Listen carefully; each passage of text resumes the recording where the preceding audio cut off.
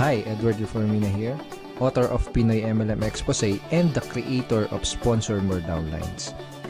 In this 3-part video training, ituturo ko sa iyo yung mga secret sponsoring strategies na nadiskubre at natutunan ko na tumutulong sa akin para makapag-sponsor ng 10 up to 23 direct downlines every single month.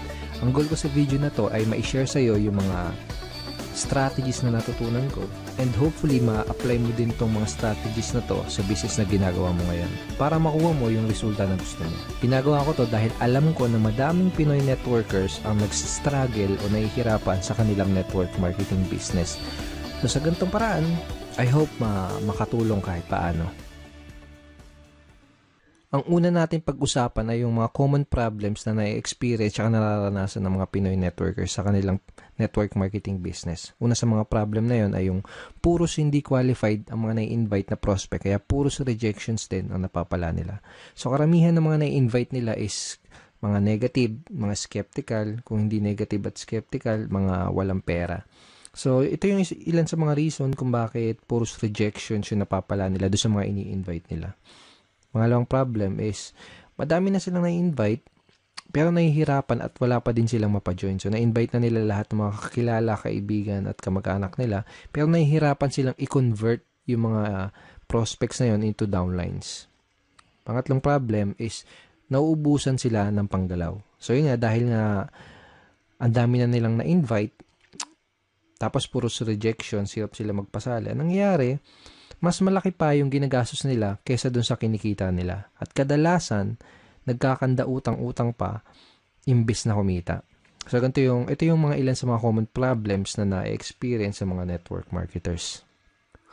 Actually, ito din yung mga naging problema ko nung nagsisimula pa lang ako sa network marketing business ko. So, halos araw-araw akong pumupunta sa office namin para mag-invite ng mga kakilala at kaibigan ko.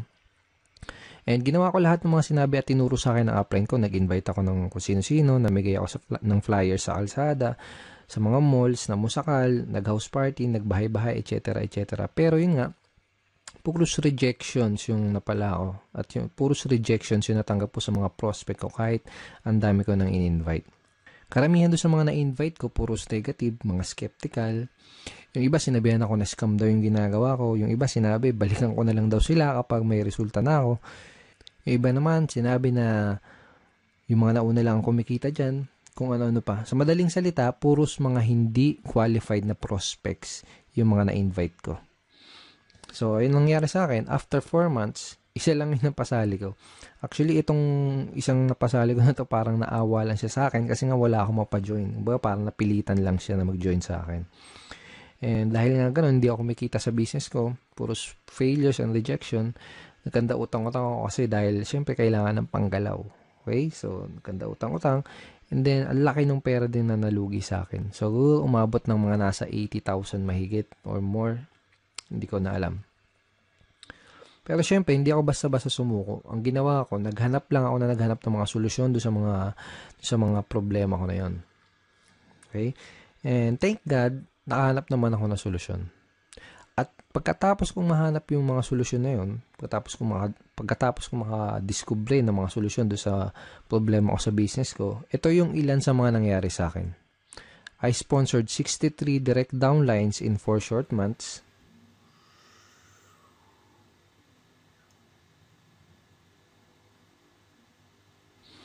And consistently na din ako nakakapag-sponsor ng 10 up to 23 direct downlines every single month. Tapos, mas mabilis ko na-build yung business ko at nagsimula akong mag-duplicate dun sa mga kagrupo ko. Okay? So, yung mga solutions na natutunan ko, yung mga solution na na-discover ko, yun yung mga pag-uusapan natin sa 3-part video training na to. Yung mga solusyon na yun yung mga matututunan mo sa video training series na to. Okay, so pag-usapan ulit natin yung typical scenario na nangyari sa mga network marketers. So, pumasok sila sa network marketing business nila, first time man or kung may past experience. Pero nangyari ganito, excited sila sa una, pump up sila. So, shinare kagad nila yung business nila sa mga kaibigan, sa mga kakilala, kamag-anak nila. Nag-prospecting agad sila. Nag-share sa Facebook, invite dito, invite doon, invite sa kaliwat kanan yung pag-i-invite. Tapos excited na excited sila and pump up sila dahil ang ine-expect nila is makukuha na nila yung mga pangarap nila. Ine-expect nila is makukuha na nila yung mga goals nila. Okay? Pero ang nangyayari, unfortunately, puros rejections, puros failures, at puros frustrations yung na sumasalubong sa kanila. Tapos nagtataka sila kung bakit ganun yung nangyayari. Hindi nila alam kung bakit ganun yung nagiging resulta kahit binibigay naman nila lahat ng effort nila. Kahit ginagawa na nila lahat ng mga tinuturo sa kanila. Hindi nila alam na ang tunay na problema, kaya sila nahihirapan, ang dahilan kung bakit puros rejections ang napapala nila ay dahil hindi nila alam kung paano mag-pre-qualify o mag-sort out ng mga prospects. Kaya nangyayari, madami silang oras, effort at pera na sinasayang sa pakikipag-usap sa mga unqualified na prospects. Hindi din nila alam kung paano sagutin ng tama yung mga common MLM objections. Kaya kahit qualified na yung mga prospect na kausap nila, hindi pa din nila mapajoin dahil sa mga objections na hindi nila nasasagot ng tama. Okay? At hindi nila alam, karamihan, hindi nila alam kung paano mag-close effectively. Kaya kahit madami silang mga prospects na kinakausap, hirap pa din silang makapag-recruit. Bago ko ituro, bago ko i-share sa iyo yung mga solusyon sa mga problema na to, first, I would like you to imagine na nag-apply ka sa McDonald's. Sabihin natin, nag-apply ka sa McDonald's tapos natanggap ka sa trabaho. Pero ito yung scenario. Wala kang kahit anong alam sa pagluluto, hindi ka pa nakapagprito kahit isang beses, hindi mo pa nagagawang magluto sa tanan ng buhay mo. Okay? Ngayon, ito yung tanong. Kapag inutusan ka ba ng manager para pumunta doon sa kitchen para magprito ng burger patty, ang tanong is, magagawa mo ba ng tama yung trabaho mo? Yung inutos sa'yo? Malamang hindi kasi nga wala ka pang background, wala ka pang knowledge para gawin yung task na yan. Tingin mo alam mo kung kailan mo babaliktarin yung burger patty. Tingin mo alam mo kung luto na o kung hilaw pa yung burger patty na niluluto mo. Malamang hindi kasi nga wala ka pa nung idea, wala ka pa nung tamang knowledge para gawin yung trabaho na yun. So para magawa mo yung trabaho, ang gagawin nila sa totoong buhay, ang gagawin nila sa'yo dito kapag nag-apply ka pag pumasok ka sa McDo, ang gagawin nila sa'yo, bibigyan ka nila ng tamang training. Okay? Bigyan ka nila ng tamang training para magkaroon ka ng tamang knowledge. Pag meron ka na ng tamang knowledge, magkakaroon ka ng tamang skills para magawa mo ng tama yung trabaho mo. So, ganun din dito sa network marketing. Kung gusto mong magawa ng tama ang negosyo mo, kailangan mo ng tamang training at kailangan mong matutunan yung mga tamang skills. Lalo na kung first time mo pa lang sa network marketing or kung bago ka pa lang sa business mo. Ang solution dun sa mga pinag-usapan natin kaninang common network marketing problems is to acquire skills. Okay? Kasi kapag meron ka na ng mga tamang skills, tamang network marketing skills, yun yung magiging susi mo para maging successful ka sa network marketing business mo. Okay? Let's face it, kahit ano pang career at kahit ano pang business ang pasukin mo, you need to acquire skills. Kahit yung simpleng pagbabaligtad lang ng burger patty sa McDonald's, kahit yung simpleng ganung trabaho, is kailangan ng tamang skills, kailangan ng tamang training. What more pa kaya yung network marketing business mo, di ba? So, karamihan ng mga networkers parang ganito kasi nangyayari. Para silang sumusugod sa gera na wala silang dalang bala. Kumbaga, hataw sila ng hataw, araw-araw silang humahataw, kahit wala pa sila ng mga necessary skills na kailangan para magkaroon ng resulta at para magawa ng tama yung business nila. Kaya madalas na nangyayari, mas nauuna pa silang mag-quit bago pa nila matutunan yung mga tamang skills. So, kung nahihirapan ka ngayon, kung nahihirapan ka makapag-sponsor, kung nahihirapan ka makapag-recruit, kung nahihirapan ka sa network marketing business mo, yun ay dahil wala ka pa nung mga kinakailangan na skills para maging effective na networker. Kung gusto mo ng resulta sa business mo, aralin mo lang ng mabuti yung mga skills na yun. Ngayon, pag-usapan natin na yung 3 solution skills to success that you need to learn. Ito na yung mga skills na kailangan mong matutunan. Ito na yung mga skills na kailangan mong ma-master kung gusto mong magkaroon ng resulta sa business mo. Okay, first skill is sorting skill. Second is objection handling. Third is closing skill. Ang una natin pag-usapan ay yung sorting. Bibigyan kita ng magandang analogy para mas mag-grasp at mas maintindihan mo na mabuti kung ano ba tong sorting. So, sabihin natin may nakita kang 3 mansanas dun sa lamesa. Okay? So, gusto mo kumain ng mansanas, kaya ang ginawa mo, kumuha ka ng kutsilyo, hiniwa mo sa gitna yung mansanas. Yung unang mansanas nakita mo, bulok na yung loob niya. So, ang ginawa mo, hindi mo kinain. Okay? Pangalawang mansanas na hiniwa mo, nakita mo, may uod yung loob. So, ang ginawa mo, hindi mo din kinain. Okay? Yung pangatlong mansanas na hiniwa mo, nakita mo, okay na siya. Hinug na, at pwedeng-pwede nang kainin. So, yun ang kinain mo. Yun lang yung kinain mo. So, ang ginawa mo, hindi mo kinain yung naunang 2 mansanas kasi nalaman mo kaagad na hindi sila maganda kainin tsaka baka magkasakit ka pa. Okay? Ganun yung sorting. Pwede mong i-apply to sa network marketing business mo. Pwedeng sa simula pa lang, pwedeng sa una pa lang ay malaman mo na kaagad kung sino lang ba yung mga qualified dun sa lahat ng mga prospect na kinakausap mo. Para mag-i-invest ka lang ng oras, ng effort, tsaka ng pera mo doon sa mga qualified na prospect. Napaka-importante na matutunan mo ang skill na to kasi kapag marunong ka mag-sorting, hindi ka na mag-aaksaya ng oras, effort at pera para lang kausapin yung mga hindi qualified na prospects. Okay? Pag marunong ka mag-sorting, mas makakapag-save ka ng valuable time mo dahil ang mga kakausapin mo lang ay yung mga taong gustong makinig ng business presentation mo at ng mga sasabihin mo. Mas less din yung magiging rejection mo dahil masasala mo ng maigi yung mga makakausap mo at madadala mo sa opisina nyo.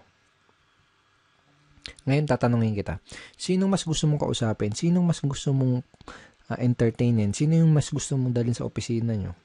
Yung mga taong walang idea sa pupuntahan nyo, yung mga negative, mga skeptical, yung mga walang pang-invest, o yung mga qualified, open-minded, at may mga desire maging successful na prospect na interesadong malaman ang opportunity mo. Okay? So, di na kailangan tanungin, di ba? You can easily sort your prospects by identifying the reason why. Madali mong masusort out yung mga prospects na kinakausap mo. Ang kailangan mo lang gawin is alamin mo kung mayroon ba silang sapat na reason why, kung ano ba yung reason why nila, kung may maganda ba silang reason why para maging part ng business mo. Okay? So, sabihin natin may kinakausap kang prospect, may pinoprospect ka, o kaya sabihin natin may nag-inquire sa'yo sa mga advertisement mo, sa mga online post mo, sa mga post mo sa mga dyaryo, etc. Kung ano man yung ginagawa mong promotion. Ito yung mga ilan sa mga kailangan mong malaman para malaman mo kung qualified ba yung prospect na kinakausap mo. Okay? Bakit nila kailangan ng additional income? Bakit nila gustong maging successful? May problema ba silang gusto nilang masolusyonan? Bakit nila gustong magkaroon ng pagbabago at mas magandang buhay? Madali mong ma-identify yung mga reason why ng prospect mo by simply asking the right questions. This time, gusto kitang bigyan ng mga example questions, example lines na ginagamit ko para magawa kong malaman kung yung mga reason why ng prospect ko, para magawa kong malaman kung qualified ba yung prospect na kinakausap ko.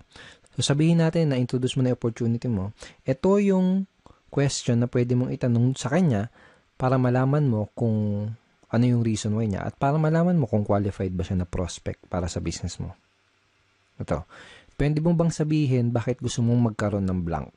Okay? So, sabihin natin, in-offer mo yung opportunity mo as a part-time business or home-based business, extra income, o kung ano man. Ganito. Ganito sasabihin mo. Pwede mo bang sabihin bakit gusto mong magkaroon ng home-based business? Pwede mo bang sabihin bakit gusto mong magkaroon ng part-time income? Okay? Another example, another variation ng question na to, ito. Ano yung reason bakit ka interesado na magkaroon ng blank? Okay? Again, ilalagay mo doon sa blank kung paano mo ina-offer yung opportunity mo. For example, ano yung reason bakit ka interesado na magkaroon ng home-based business? Ano yung reason bakit ka interesado na magkaroon ng part-time income? Ano yung reason bakit ka interesado na magkaroon ng additional source of income? Malalaman mo kung qualified ba yung prospect na kinakausap mo base dun sa isasagot niya dito sa itatanong mo. Kapag tinanong mo sa prospect mo to, ganito yung pwedeng isagot niya sa'yo. Okay. So basically, this is a screenshot ng chat conversation ko with the prospect. Basically, may kinakausap akong prospect sa Facebook and gusto kong malaman kung qualified ba siya na prospect para sa business ko. Kaya tinanong ko, ito, bakit mo gustong magkaroon ng additional source of income? So, ang sinagot niya, first reason is family. Okay? And sinabi niya din na lumalaki na yung family ko. I have one daughter and incoming baby this May 2013. So basically, anong nangyari, sinabi niya sa akin yung reason why niya. Kung bakit niya gusto magkaroon ng additional source of income. Nalaman ko na qualified siya na prospect dahil meron siyang sapat at magandang reason why para gawin yung negosyo. Okay? Nalaman ko na kailangan niya ng dagdag na income kasi nga lumalaki na yung family niya. So, lumalaki na yung mga bills na babayaran niya, mga nganak yung misis niya, etc. So, sa madaling salita, nalaman ko na qualified siya na prospect by simply asking these questions. Okay. Lahat ng prospect na kinakausap ko, inaalam ko muna ng maigi kung meron ba silang maganda o sapat na reason why. Doon ko kasi malalaman kung qualified ba sila na prospect o hindi. Alam ko kasi na kung wala silang mabibigay na magandang reason why or sapat na reason why, hindi rin sila mamomotivate na mag-take ng action. Hindi sila mamomotivate na mag-join, hindi sila mamomotivate na maglabas ng kapital. Baga wala silang sapat na reason why para magsimula ng isang network marketing business. Kung wala silang mabibigay sa akin na magandang reason why or sapat na reason why, hindi ako mag-aaksaya ng panahon para explainan pa sila, para dalhin pa sila sa office. That is how I sort my prospects and that is how I qualify my prospects. Okay, so possible scenario, sabihin natin na tinanong mo na to sa tong questions na to sa prospect mo, pero sabihin natin ang nangyari ay hindi kagad siya nag-open up sa'yo. Sabihin natin na hindi niya kagad sinabi sa'yo yung reason why niya. Posible kasi na mangyari yon, lalo na kung kakikilala mo pa lang sa kanya o kaya hindi ka pa nakakapag-build ng rapport. Posible na kapag tinanong mo sa kanya tong questions na to, itong ano yung reason bakit ka interesado na magkaroon ng additional source of income, posible na yung isagot niya lang sa'yo ay parang yung mga wala lang. Gusto ko lang kumita ng additional income. Pwedeng ganon. So, walang sapat na reason why, di ba? O kaya naman, pwedeng ang isagot niya ay wala lang. Sino ba naman ang ayaw kumita ng additional income? Parang ganon. So, wala ding sapat na reason why. Ang questions na pwede mong itanong do sa prospect mo para magawa mong mag-open up siya sa'yo at para magawa mong ma-identify yung reason why niya ay itong mga questions na to. Ito, sabihin natin na kumikita ka na ng part-time income, magkano ang gusto mong kitain on a monthly basis? O kaya magkano ang gusto mong kitain na additional income per month? Parang ganun. Kapag tinanong mo sa prospect mo to, gagawin niya is magbibigay siya sa'yo ng figures. Usually, sasabihin nila ng prospect is 10,000 per month, 20,000 per month, 50,000 per month, or 100,000 per month. Iba-iba. Okay, so kahit na anong ibigay niya sa yung figure, ito yung next na question na pwede mong itanong sa kanya. Ito, kapag kumikita ka na ng blank, kung magkano yung binigay niya sa yung income na gusto nilang kitain, kapag kumikita ka na ng 20,000 na monthly income, ano yung pinakamalaking maitutulong nun para sa'yo? O kaya, ano yung pinakamalaking maitutulong nun para sa'yo at sa pamilya mo? By this time, kailangan may maibigay na sa yung magandang reason why yung prospect mo para malaman mo at matansya mo kung qualified ba siya na prospect o hindi para sa business mo. So, I will show you another example. So, basically, may kinakausap ulit akong prospect via Facebook chat. And by the way, napakita ko sa yung mga example is Facebook chat, pero obviously, dapat gamitin mo din to sa face-to-face or one-on-one or table talk conversation. Okay? So, again, may kinakausap ako na prospect via chat. Tinanong ko siya kung ano yung reason bakit niya gusto magkaroon ng additional income pero wala siya nabigay sa akin na magandang reason why. Hindi kagad siya nag-open up sa akin. So, ang ginawa ko, tinanong ko kung magkano ba yung additional income na gusto niyang kitain on a monthly basis. Ang sinagot niya sa akin, 10,000 per month. Kaya tinanong ko sa kanya itong question na to. Okay, sabihin natin na kumikita ka na ng 10,000 na monthly income. Ano yung pinakamalaking maitutulong nun para sa'yo? Ang sinagot niya, sa pag-aaral po, pang-araw-araw na gastos sa bahay. And sabi niya, nakikitira lang po kasi ako sa kamag-anak ko. So by asking this simple question, napakasimpleng question lang naman, di ba? Pero very, very powerful in terms of identifying your prospects reason why. And very powerful para magawa mong mag-open up sa'yo yung prospect mo. So, by asking this simple question, nagawa kong mag-open up yung prospect at nalaman ko na qualified pala siya dahil may maganda at sapat na reason why pala siya para gawin yung business. So, pag alam mo na yung reason why ng prospect mo, pwede ka na mag-move on dun sa next step, which is to introduce him or her dun sa business opportunity na ina-offer mo. So, kapag alam mo na yung reason why ng prospect mo, kapag alam mo na yung gusto niyang monthly income na kitain, ito yung line na pwede mong gamitin para madali mong ma-invite yung prospect mo doon sa inyong business opportunity meeting or BOM, sa inyong seminar or online video, kung ano man. Depende sa company nyo. Every company, iba-iba yung sistema nila. Okay, so ito yung line na pwede mong gamitin. Kung may maipapakita ako sa yung paraan na pwede kang kumita ng blank per month doing part-time para their why, isisingit mo dyan yung reason why na sinabi sa'yo ng prospect mo. Willing ka bang tignan kung ano yun? So, for example, kung may mapapakita ako sa yung paraan na pwede kang kumita ng 20,000 per month na income doing part-time para magawa mong matulungan yung asawa mo sa mga gastusin nyo or para magawa mong mabayaran lahat ng mga pagkakautang nyo or para makatulong ka sa mga magulang mo, willing ka bang tignan kung ano yun? Kapag tinanong mo sa prospect mo tong question na to, ano sa tingin mo yung isasagot niya sa'yo? Tingin mo sasagutin ka niya ng hindi ako willing tignan yan? Wala akong time. Ganun ba yung sasagot niya? Most likely, ang sasagot niya sa'yo is positive answer. Ang pwedeng isagot sa'yo ng prospect mo ay tulad ng, sige, willing akong tignan kung ano yan. O kaya, mukhang okay yan ah. Ano ba yan? Sige, willing akong tignan kung ano yan. Para mga ganun. So, this is a very effective line na pwede mong gamitin para madali mong ma-invite yung prospect mo dun sa opportunity meeting nyo.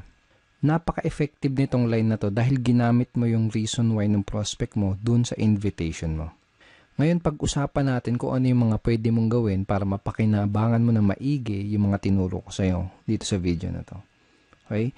So, ito yung mga kailangan mong gawin. Una, write this example sorting questions that I gave you. So, mamaya balikan mo tong video na to, i-play mo ulit, tapos isulat mo sa papel o kaya i-type mo sa cellphone mo or sa iPad mo yung mga example questions na binigay ko sa'yo. Okay? Second, read this line ng paulit-ulit and try to internalize them. Okay? So, wag mo kabisaduhin. Okay? Mas maganda kung ma-internalize mo siya.